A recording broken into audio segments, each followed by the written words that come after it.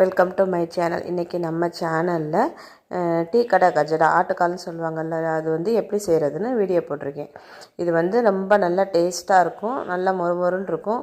இது வந்து நம்ம ஸ்டோர் பண்ணி வச்சுக்கிற பலகாரம் தான், ஒரு மாதம் ஆனாலும் நம்ம கெட்டு போகாது. நல்லா ஸ்டோர் பண்ணி வச்சுக்கலாம். அது எப்படி செய்கிறேன்னு பார்ப்போம், வாங்க வீடியோக்குள்ளே போவோம். அதுக்கு வந்து நான் இன்றைக்கி மைதா மாவு எடுத்திருக்கேன். மைதா மாவு 1/4 கிலோ அளவு எடுத்திருக்கேன். அது 1/4 கிலோ மைதாவுக்கு 200 கிராம் ஜீனி போட்டாலே போதும். 200 கிராம் ஜீனி, ரேசன் ஜீனி தான் போட்டிருக்கேன். அதோட 6 ஏலக்காய் போட்டு அதை வந்து நம்ம நைஸாக மிக்சியில் பொடிச்சு வச்சிடணும். நைஸாக அரைச்சிட்டு வந்துடணும். இந்த மாதிரி ரொம்ப நைஸாக இல்லைனாலும் கொஞ்சம் குறைன்னு இருந்தாலும் தப்பு இல்லை. அரைச்சி வச்சதுக்கப்புறம் நம்ம ஒரு பவுலில் நான் வந்து 1/4 கிலோ அளவுக்கு மாவு எடுத்துக்கிறேன். 1/4 கிலோ அளவு மாவு எடுத்துகிட்டு அதுக்கு வந்து நான் 4 ஸ்பூன் அளவுக்கு ரவை சேர்த்துக்கிறேன். ரவை சேர்த்து பண்ணால் தான் மொறுமொறுன்னு இருக்கும். ஒரு 4 ஸ்பூன் வந்து 4லேருந்து 5 ஸ்பூன் அளவுக்கு ரவை சேர்த்துக்கலாம். பச்சரிசி மாவு ஒரு 2 ஸ்பூனு சேர்த்ததுக்கப்புறம் நம்ம அரைச்சி வச்சுருக்க ஜீனியையும் ஏலக்காயும் அரைச்சி வச்சுருக்கதையும் இதில் சேர்த்துக்கணும். சேர்த்துட்டு உப்பு கொஞ்சோன்னு உப்பு போட்டுட்டு கொஞ்சோன்னு ஒரு பிஞ்ச் அளவுக்கு நம்ம வந்து சோடாப்பு சேர்த்துக்கணும். இதில் நான் முட்டை எதுவுமே போடலை. முட்டை போடாமல் செய்ய மாட்டாங்க மேக்ஸிமம். நான் இன்றைக்கி முட்டை போடாமல் தான் செஞ்சுருக்கேன். இதில் இதுக்கு 4 ஸ்பூன் அளவுக்கு நெய் ஊற்றிக்கிறேன். நான்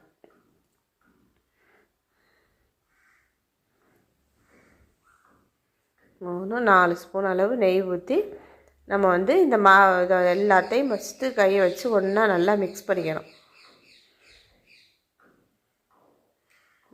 நெய்யெல்லாம் சேர்த்து நல்லா இடத்துல படுற மாதிரி எல்லாத்தையும் நல்லா நம்ம கையால் தண்ணி ஊற்றாமல் நம்ம ஃபஸ்ட்டு மிக்ஸ் பண்ணிடணும். மிக்ஸ் பண்ணிவிட்டு அதுக்கப்புறம் நம்ம கொஞ்சம் கொஞ்சமாக தண்ணி ஊற்றி நம்ம சப்பாத்தி மாவு பதத்துக்கு நம்ம பிசைஞ்சு வச்சுக்கணும்.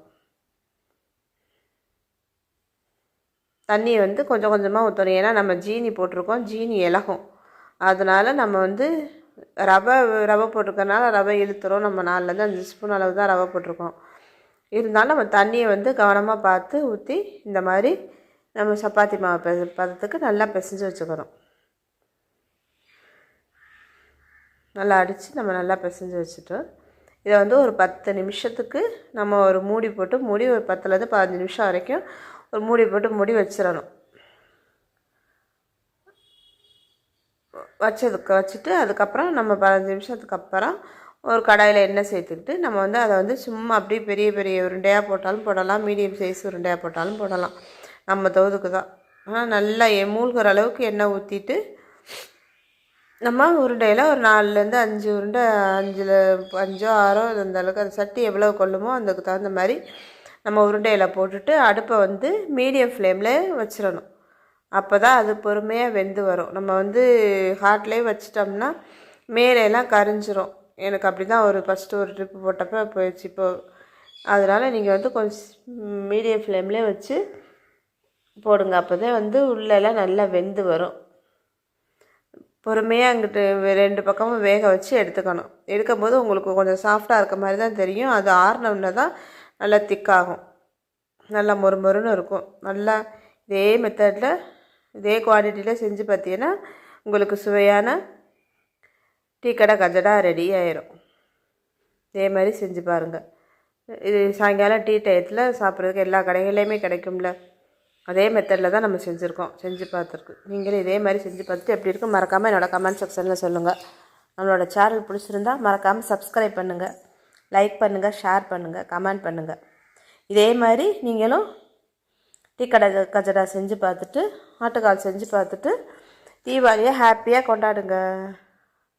ஹாப்பி தீபாவளி. தேங்க்யூ.